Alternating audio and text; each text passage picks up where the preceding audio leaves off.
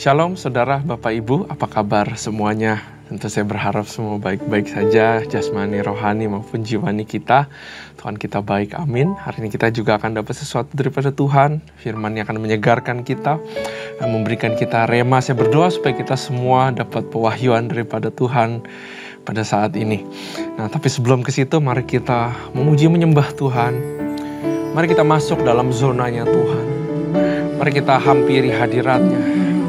Mari kita cari, mari kita temui hadirat Tuhan.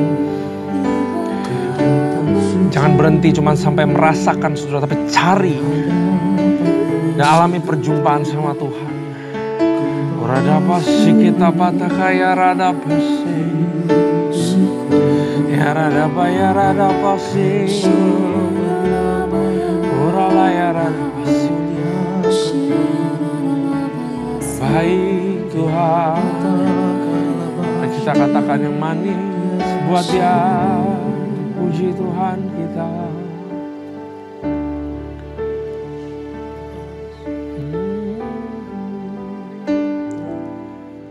Ku cari wajah-Mu,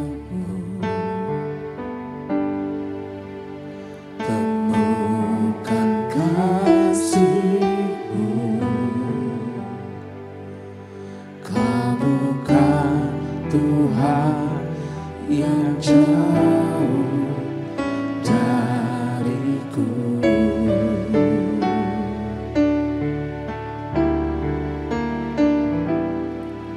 Ku panggil nama-Mu, ku dengar jawab-Mu. Kau Tuhan yang selalu dekat, seruan hatiku.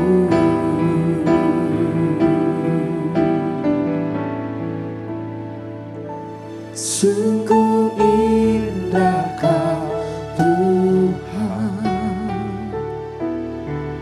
penuh kasih dan sayang. Kau tempat penghiburan bagi setiap hati yang terluka. Sungguh indah Kau Tuhan, menara perlindungan. Kau sumber kekuatan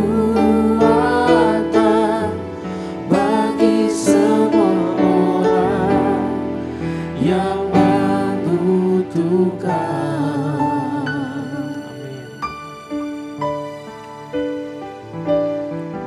Ku cari wajah-Mu,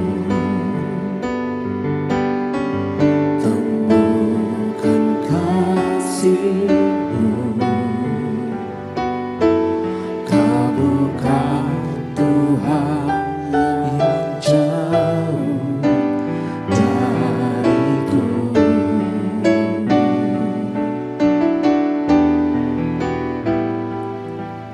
Ku panggil nama-Mu, ku dengar jawab-Mu. Kau Tuhan yang selalu dekat, seruan hatiku.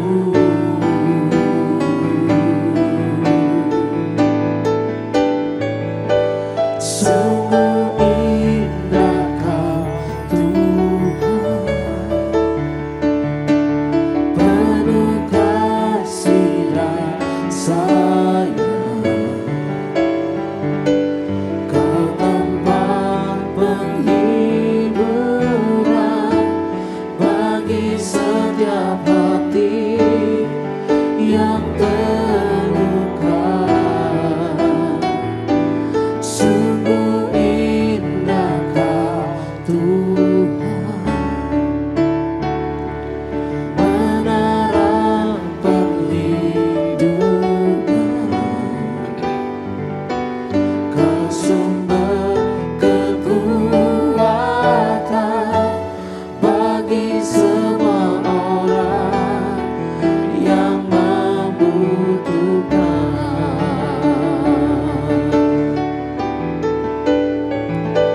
Sungguh indah Kau Tuhan,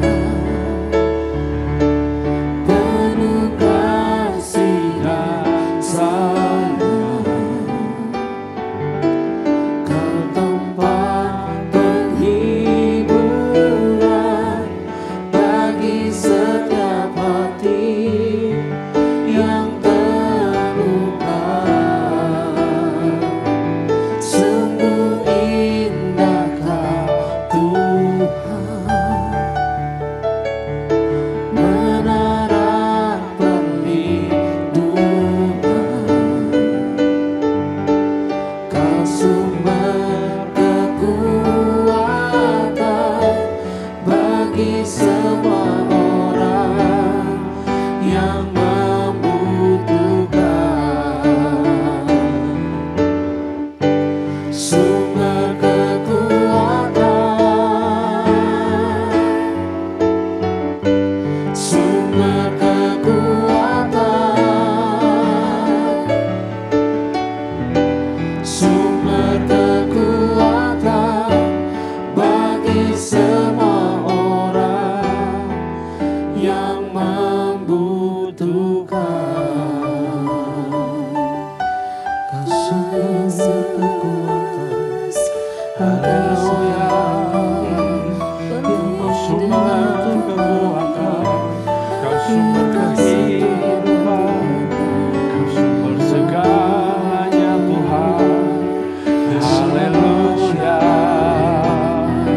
haleluya. Kuatkan kami Tuhan, kuatkan kami Tuhan.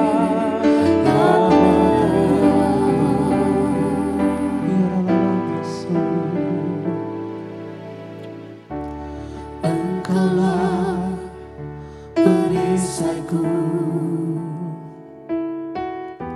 saat badai hidup menerpaku. Firman-Mu di dalamku tenangkan jiwaku. Engkaulah perisaiku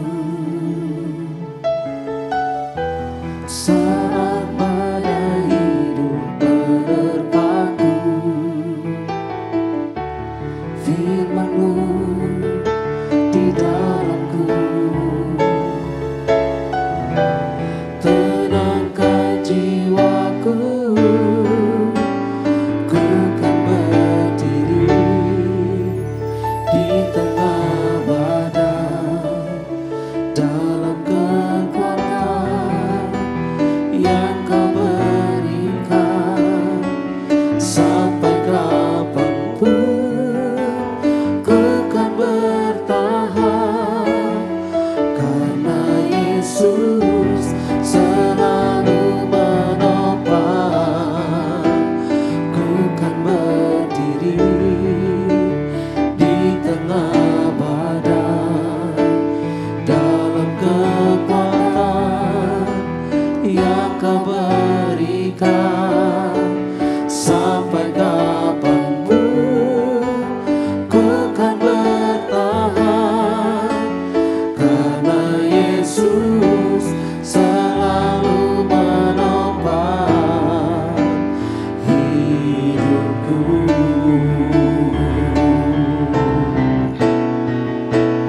Ku kan berdiri di tengah badai dalam kekuatan yang Kau berikan.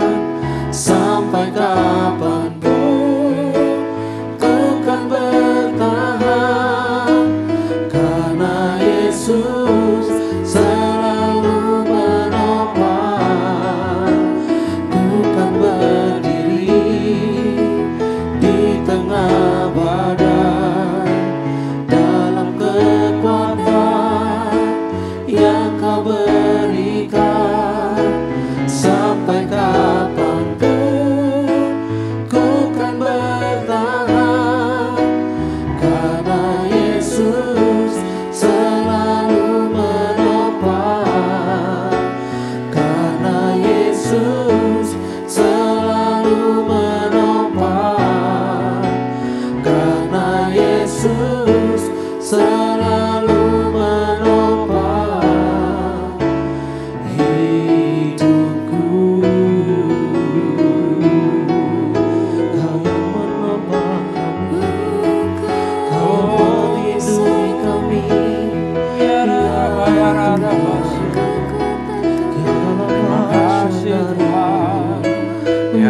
Terima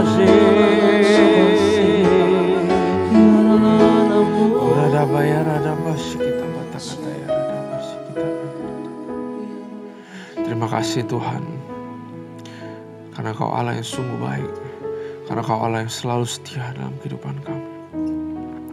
Bapa, urapi lidah bibirku supaya bisa mengeluarkan kata-kata yang baru. Lindungi aku di balik salib-Mu,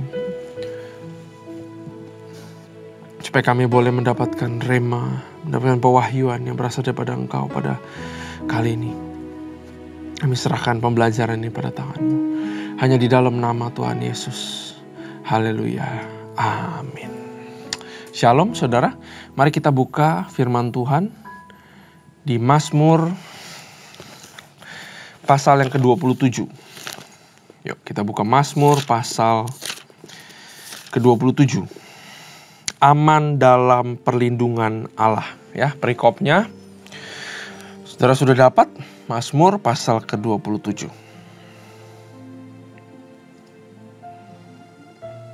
Aman dalam perlindungan Allah. Saudara mau milih dilindungi Tuhan atau dilindungi sama cara-cara kita sendiri? Itu dulu yang kita tentukan saat kita mau baca Mazmur ini. Karena berlindung di dalam Allah dengan berlindung dengan cara kita sendiri itu dua hal yang sangat berbeda. Terkadang supaya kita bergantung kepada Tuhan dan Tuhan melakukan sesuatu dalam kehidupan kita, berlindung di dalam Tuhan, cara-caranya bukan cara-cara yang biasa. Bahkan cara-caranya atau perjalanannya seringkali bikin kita deg-degan. Nggak pernah tahu apa yang akan terjadi besok, nggak pernah tahu apa yang akan terjadi beberapa jam kemudian. Karena berlindung di dalam Allah perlu yang namanya iman. Untuk percaya dan trust Him, whatever happens. Apa yang kau rasakan, trust Him. Itu berlindung di dalam Tuhan. Tapi kalau berlindungan cara sendiri itu sangat mudah. Ya cari aja cara sendiri. Cari network, cari orang tolong saudara. Itu nggak mengandalkan Tuhan. Ya, mari kita baca dari Daud. Tuhan adalah terangku dan keselamatanku. Lihat, Daud itu pakai terangnya Tuhan. Terangnya Tuhan itu apa? Itu adalah firman-Nya. Firman itu adalah pelita. Pelita itu adalah terang. Tapi saya mau kasih tahu saudara, bahwa pelita itu bukan lampu sorot. Kalau lampu sorot itu sorot terus sampai ke depan. Pelita terang firman itu selalu step by step. You will never know sampai ujungnya gimana. Kamu harus apa diktenya, instruksinya, atau ininya. Kamu gak pernah akan tahu. Itu berjalan sama Tuhan melalui terangnya. One step at a time. Lampu sorot beda. Lampu sorot minta tolong orang. Orang berkuasa. Pakai cara sendiri. Jelas bisa. Ya. Sampai sorot ke depan. Ketahuan. Tapi kalau kita mau jadikan Tuhan terang, kita harus jadikan firman pelita. Maukah kita diterangi step by step? Hari demi hari aja. Ya. Bisa nanti, saya bisa bayar cicilan gak ya? Saya kuat gak ya? Kira-kira 10 tahun, 15 tahun bayar cicilan sampai lunas. Kuat gak ya? Kan enak kalau dipinjemin sama saudara. Nanti kita cicil sama dia. Tapi kalau kita maju bersama Tuhan, itu step by step.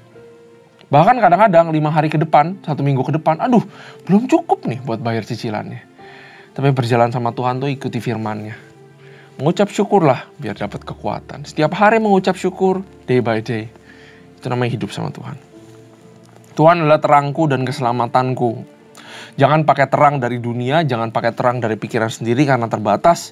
Jangan pakai keselamatan yang dicari-cari dibuat-buat sendiri. Kepada siapakah aku harus takut katanya. Kalau kita pakai cara kita sendiri, justru kita harus takut sama Tuhan, bukan? Tuhan adalah benteng hidupku. Terhadap siapakah aku harus gemetar? Kalau kita jadikan Tuhan itu benteng hidup kita. Tapi siapakah benteng hidup saudara sekarang? Apakah tabunganmu? Apakah propertimu? Ini adalah satu refleksi di dalam sebuah mazmur. Bahwa apakah benar benteng hidup kita adalah Tuhan? Kalau benteng hidup kita adalah Tuhan, fondasi kita dibuat sama Tuhan, maka saya percaya, saudara. Ya, hidup kita adalah hidup yang gak perlu takut harus gemetar. Ketika penjahat-penjahat menyerang aku untuk memakan dagingku, pasti akan ada orang-orang yang menyerang kita, saudara. Ya, pasti ada yang namanya penganiayaan dan persecution dalam kehidupan. Ketika penjahat-penjahat menyerang aku untuk memakan dagingku, yakni semua lawanku dan musuhku, mereka sendirilah yang tergelincir dan jatuh. Sekalipun tentara berkemah mengepung aku, tidak takut hatiku. Sekalipun timbul peperangan melawan aku, dalam hal itu pun aku tetap percaya. Satu hal telah kuminta kepada Tuhan, itulah yang kuingini. Apa? Diam di rumah Tuhan seumur hidupku. Artinya gini Daud bilang di dalam Mazmurnya. Penjahat menyerang silakan, tentara berkemah di sekelilingku silakan. Aku gak takut karena aku di dalam keintiman sama Tuhan. Wow, ternyata saudara, rahasia supaya kita tidak gentar, kita tidak takut, enggak lain adalah bukan kita punya segala sesuatu di dunia untuk kita bertahan, untuk kita menghadapi krisis, kita punya persediaan ini itu, bukan itu. Ternyata kuncinya adalah apa? Seumur hidup di dalam rumah Tuhan, di dalam keintiman, di dalam hadiratnya, itulah perlindungan. Diam di rumah Tuhan seumur hidupku, menyaksikan kemurahan Tuhan dan menikmati baitnya. Sebab apa? Di dalam hadiratnya, kurang lebih begitu. Sebab di dalam hadirat, dalam keintiman, yaitu melindungi aku dalam pondoknya. Kita harus masuk ke dalam pondoknya Tuhan, kita harus masuk ke dalam hubungan intim sama Tuhan. Sebab ia melindungi aku dalam pondoknya dalam waktu bahaya. Ia menyembunyikan aku dalam persembunyian di kemahnya, masuk dalam kemahnya, terobosi kemahnya saudara. Karena tirai itu sudah robek. Ia mengangkat aku ke atas gunung batu. Maka sekarang tegaklah kepalaku mengatasi musuhku sekeliling aku. Bisa berbangga, bisa berani saudara kalau dalam hadirat Tuhan. Kalau saudara masih dalam hadirat Tuhan, setiap hari saudara maintain, saudara jaga. Saudara gak perlu takut siapa yang menjadi lawanmu. Dalam kemahnya aku mau mempersembahkan korban dengan sorak-sorai. Aku mau menyanyi dan bermazmur bagi Tuhan. Itu artinya berlindung ternyata buat Daud. Masuk ke dalam rumah Tuhan, diam di dalam hadiratnya, masuk dalam pondoknya, masuk dalam kemahnya. Dia ulang-ulang terus. Artinya apa? Terobosi, masuk tiap hari, terobosi, masuk tiap hari. Bernyanyi, bermazmur buat Tuhan. Itu adalah benteng perlindungan. Ayat 7, dengarlah Tuhan seruan yang kusampaikan, kasihanilah aku dan jawablah aku. Di dalam perlindungan, di dalam bentengnya, di dalam kemahnya, ada momen saudara, Tuhan bilang sedang bertahta seolah-olah. Apa perkaramu?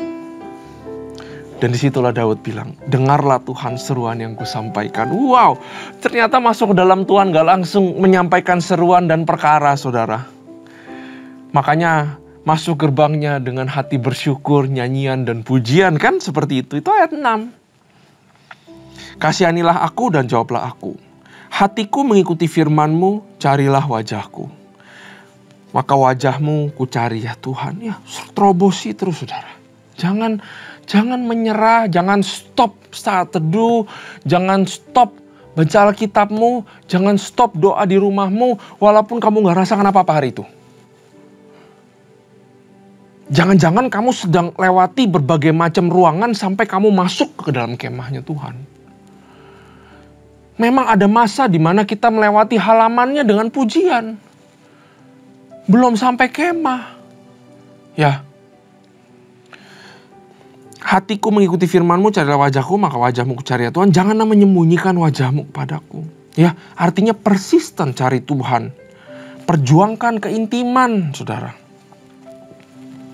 Jangan menolak hamba-Mu ini dengan murka, Engkaulah pertolonganku, janganlah membuang aku dan janganlah meninggalkan aku, ya Allah penyelamatku.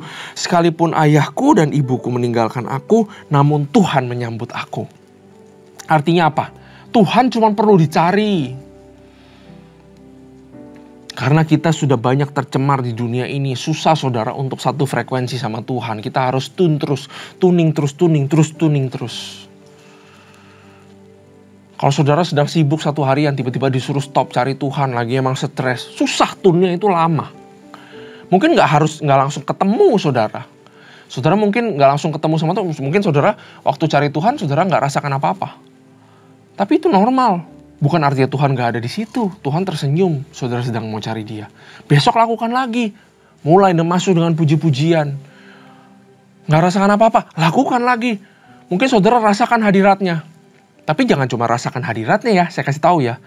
Seringkali gereja karismatik cuma bilang begini, saya rasakan hadirat Tuhan, selesai. Buat apa rasakan hadirat Tuhan? Saudara harus ketemu Tuhan. Merasakan hadirat Tuhan dan ketemu Tuhan, ada perkara sama Tuhan, itu beda. Ibaratnya saudara dalam satu pesta kondangan.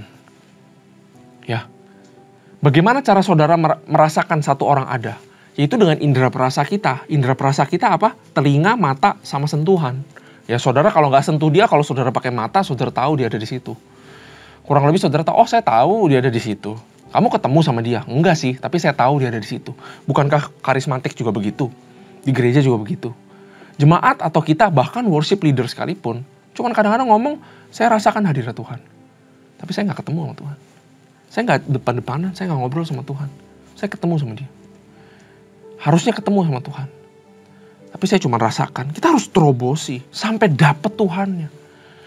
Saudara, di dalam saat teduh pribadi saya, saudara boleh percaya, saudara boleh tidak. Saat masuk ke dalam kemahnya, saudara itu bisa ngobrol sama Tuhan.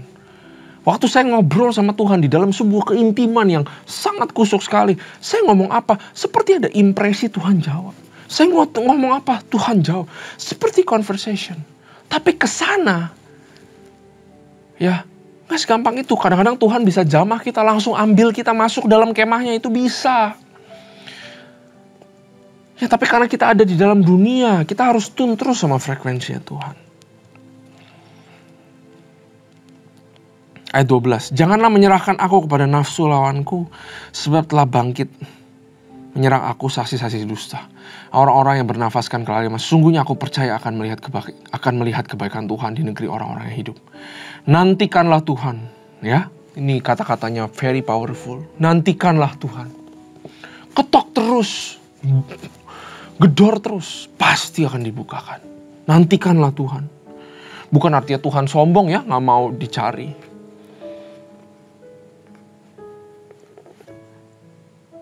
Tuhan itu pengen banget ketemu. Tapi karena dia adalah kudus, saudara. Tuhan yang besar. Keagungannya gak pernah berkurang. Kebesarannya, kekudusannya gak pernah berkurang karena dia mencintai kamu. Artinya apa? Karena dia mencintai kamu bukan berarti kamu hidup sembarangan ya. Bukan karena pengampunan 77 kali 7 kali kamu bebas. Dan kamu lakukan aja, kamu bilang dalam hati, udahlah saya lakukan aja dulu kali ini, nanti saya minta ampun aja kan pengampunannya. Bukan begitu.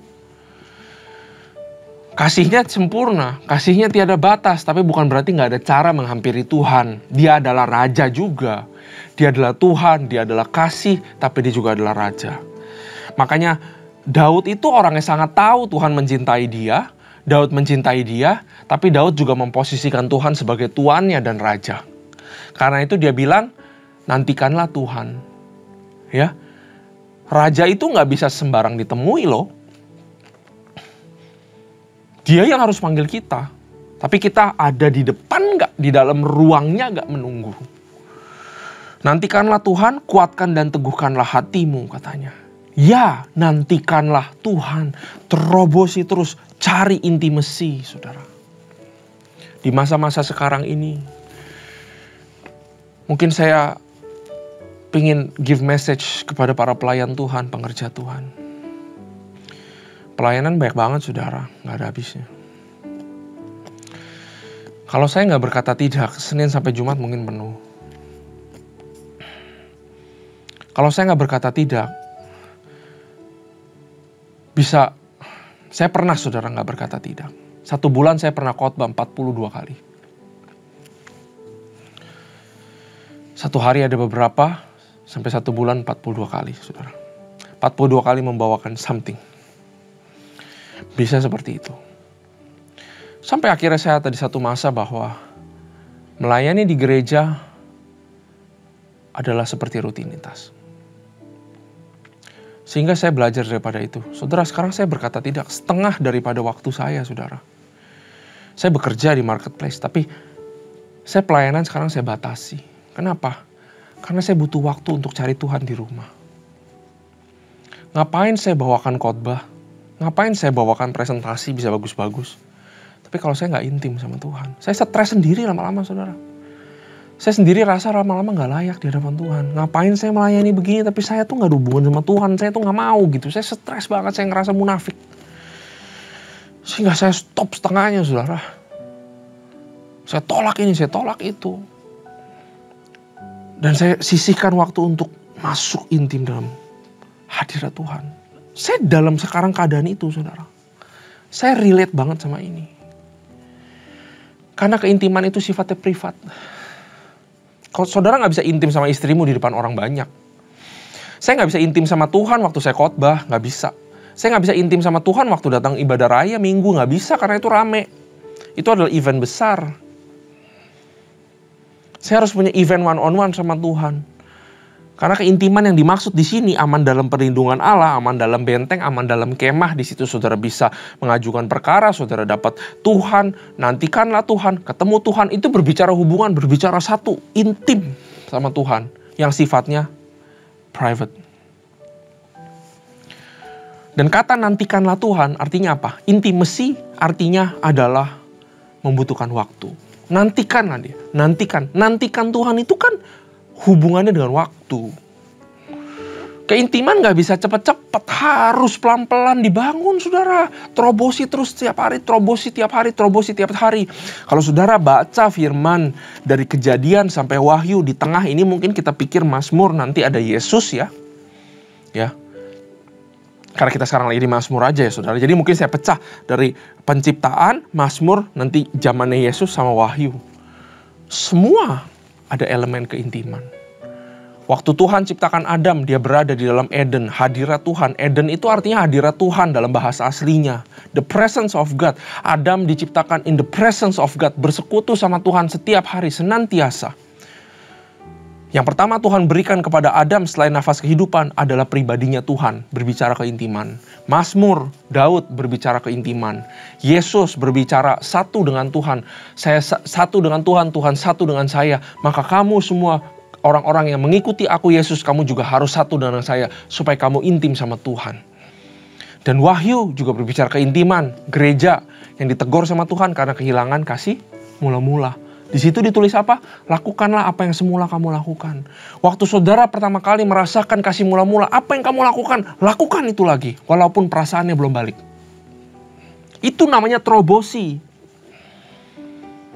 Kalau saudara dulu baca firman Tuhan 1 hari 2 pasal, 3 pasal, saudara intim di situ. Caramu intim seperti itu. Lakukan itu kembali. Perasaannya belum menggebu-gebu nih, belum ada apinya nih. Lakukan itu kembali. Perasaan akan balik. Itu artinya menerobosi terus. Butuh waktu. Saya percaya Tuhan pasti akan diketemukan. Keintiman butuh komunikasi. Makanya di sini dia bilang, dengarlah Tuhan seruan yang kusampaikan. Aku berkomunikasi sama Tuhan. Tuhan juga berkomunikasi balik kepada kita. Jangan kita cuma ngomong wishlist sejubel sama Tuhan.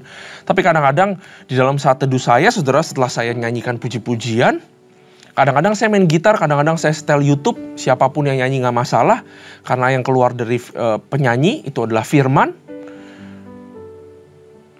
Setelah nyanyi, kadang-kadang saya cuman diem aja di dalam ketenangan.